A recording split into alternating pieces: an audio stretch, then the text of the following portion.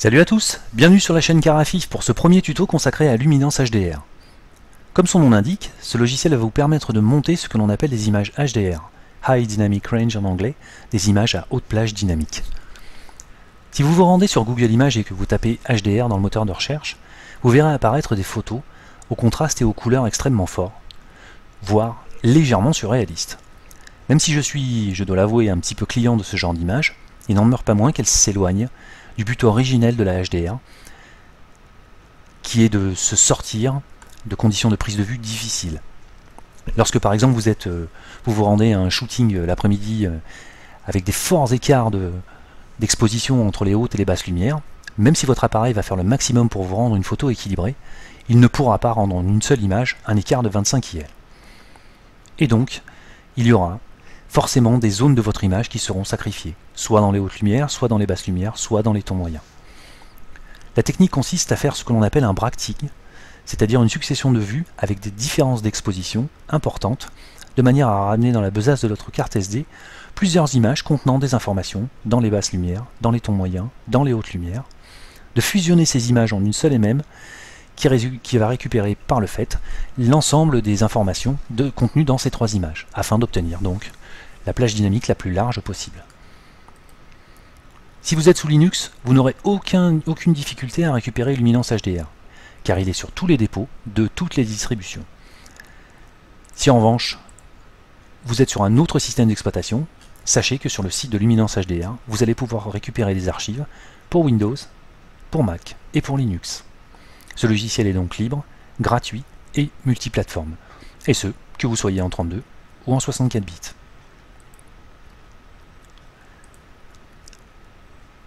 Voici une succession de 5 vues. Vous voyez celle-ci, à peu près correctement exposée, une surexposée et l'autre carrément surexposée. Une autre sous-exposée et une autre encore carrément sous-exposée. Sur cette dernière photo, nous voyons que dans l'encadrement de ce bâtiment, nous avons des informations correctes dans les feuillages que l'on voit au travers de ces ouvertures. Si en revanche j'ouvre l'image surexposée, vous voyez que là, ça commence à cramer sérieusement. Vous l'aurez compris, grâce à Luminance HDR, dans une seule et même image, nous allons récupérer toutes les bonnes informations contenues dans les basses, dans les hautes lumières et dans les tons moyens, afin d'avoir l'image la plus dynamique possible. Lorsque vous ouvrez Luminance HDR pour la première fois, voilà à quoi il ressemble. Une interface somme toute soignée, classique, mais parfaitement exploitable. Seuls deux boutons ne sont pas grisés. Ouvrir une image HDR, vous ne vous servirez de celui-ci que lorsque vous aurez déjà créé une image HDR et que vous voudrez y revenir. Mais pour en créer une, vous devrez cliquer sur le premier bouton Nouveau HDR. Un assistant s'ouvre, avec un petit plus, vous cliquez dessus et vous allez pouvoir chercher dans votre arborescence les images que vous voulez charger dans Luminance. Je vous fais remarquer ici que les fichiers que je charge sont des DNG, des fichiers RAW bruts de capteur, car Luminance HDR permet de traiter des images en TIFF, en JPEG, mais aussi des formats bruts de capteur. Je clique sur Ouvrir. Un petit bar graphe va vous indiquer l'état d'avancement du travail de Luminance HDR. Il va donc charger les photos et calculer les écarts d'exposition entre ces dernières. Il vous dresse donc un petit tableau avec toutes vos images, et à droite de celle-ci, l'écart en IL ou en EV des photos entre elles. Généralement, Luminance HDR s'en sort plutôt bien pour détecter automatiquement les écarts d'exposition, mais il peut arriver que, comme Photomatix d'ailleurs, il se gaufre, et donc vous avez la possibilité, grâce à ce curseur ou à cette petite fenêtre d'édition, de restituer les paramètres corrects d'écart d'exposition. Deux petites cases à cocher importantes, l'alignement automatique. Si vous faites un bracketing à main levée, il y a de fortes chances pour qu'entre chaque vue, vous soyez légèrement décalé. Cette option permet de superposer correctement les 5 vues entre elles, afin de ne pas avoir d'incohérence dans l'image finale. L'anti-ghosting sert à supprimer tout élément perturbateur qui se serait glissé dans une des vues et qui ne serait pas commun aux 5. Ce petit détail sera supprimé grâce à cette option. Par exemple, un chat qui traverse et qui fait une traînée sur une des images. Je clique sur Suivant, puis sur Terminer.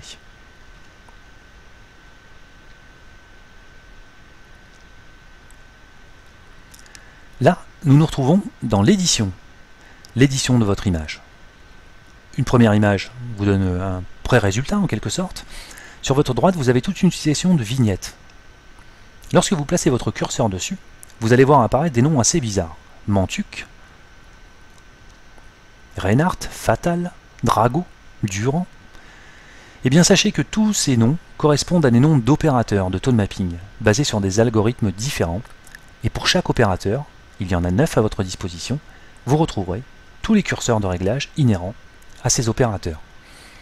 Vous devrez donc les essayer tous, petit à petit, sans trop forcer les curseurs, afin de voir celui avec lequel vous êtes le plus à l'aise, afin d'obtenir le résultat qui convient. En dessous, dans le menu paramètres de tone mapping, vous allez pouvoir enregistrer les paramètres actuels dans un fichier texte, afin de le réexploiter en cliquant sur ce petit icône-là. Et si les paramètres que vous avez sont satisfaisants et que vous voulez plus tard les réutiliser, vous pouvez les enregistrer grâce à ce petit bouton, cette fois-ci sous la forme d'un preset.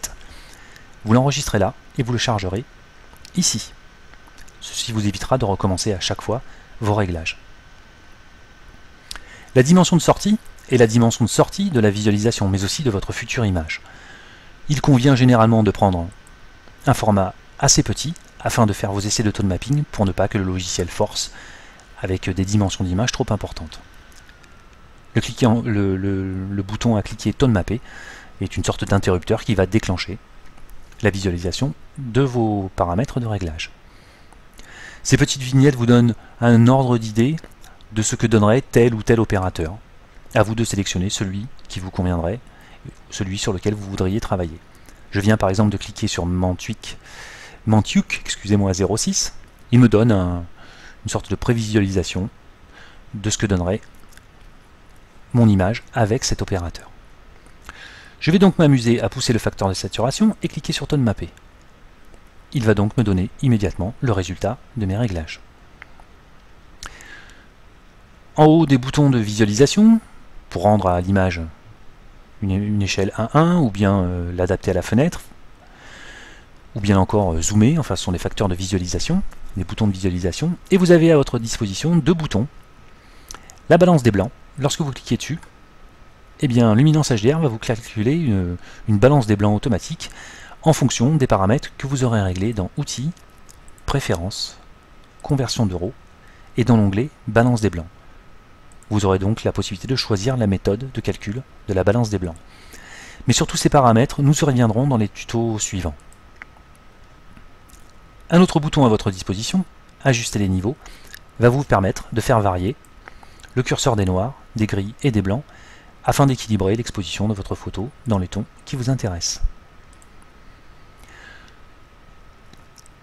Lorsque vous voulez exporter une image, cette fois-ci un peu plus définitive, une fois que vous avez trouvé des paramètres qui vous conviennent, vous allez sélectionner le format maximum de votre image, si c'est votre souhait, et cliquer sur Tone Mapper.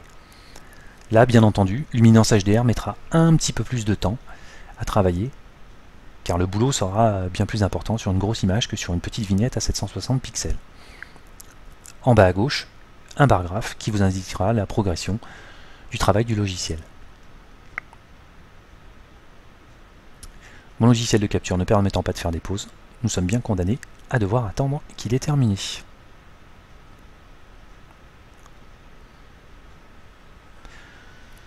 Voilà, nous avons encore la possibilité, bien entendu, avant l'exportation, de revenir sur les réglages de niveau.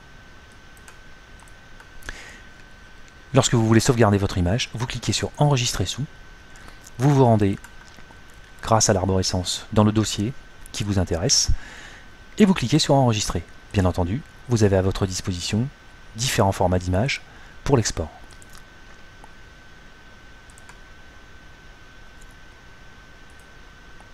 Je retrouverai donc en lieu et place de l'endroit où j'avais placé ma photo, mon image Tone Mapper, qui s'affiche, bien entendu, dans n'importe quelle fenêtre de visualisation de n'importe quel éditeur d'images. Je pourrais donc maintenant la charger dans un Darktable, dans un RAW-Therapy ou bien encore dans un GIMP, afin cette fois-ci de traiter voilà, les contrastes, la luminosité, la couleur, le recadrage, etc., etc. Luminance HDR, depuis ses dernières versions, permet de faire autre chose que du tone mapping. Vous avez à votre disposition de nouveaux outils que nous verrons dans les autres tutoriels. Par exemple, un petit outil qui va vous permettre, lorsque l'on fait par exemple du timelapse astronomique, de fusionner des calques afin d'avoir une fusion justement d'exposition sur différentes photos de ciel, etc. Un peu à l'instar de ce que fait StarStax. J'avais fait d'ailleurs un tuto sur ce dernier. Mais nous y reviendrons dans les tutos suivants. En attendant, je vous invite à l'installer, à faire connaissance avec lui et à faire vos premiers tests afin de le découvrir. Je vous remercie beaucoup d'avoir suivi ce tuto, je vous dis à très bientôt pour de nouvelles aventures sur la chaîne Carafif, et comme d'hab, n'oubliez pas, abonnez-vous. A bientôt, salut, bye bye.